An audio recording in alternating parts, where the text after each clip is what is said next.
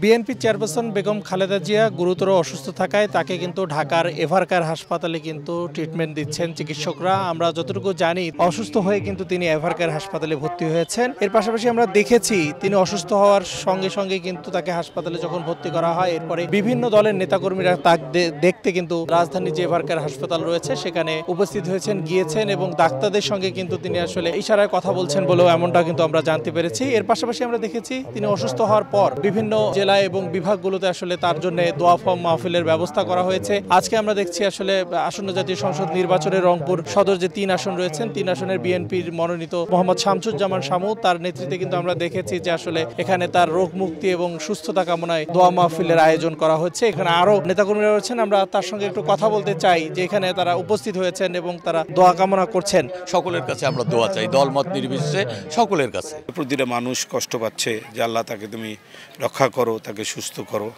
আমরাও সেই কারণে মনে করি যে আল্লাহ তাকে রক্ষা করবে, তাকে সুস্থ করবে। দোয়ার মাধ্যমে আমরা সকলের কাছে আহ্বান করেছি যে আপনারা সকলে মন খুলে দোয়া করবেন আমাদের সেই গণতন্ত্রের মা দেশনেত্রী বেগম খালেদা জিয়া যেন অচিরেই সুস্থ হয়ে আমাদের মাঝে ফিরে আসতে পারে।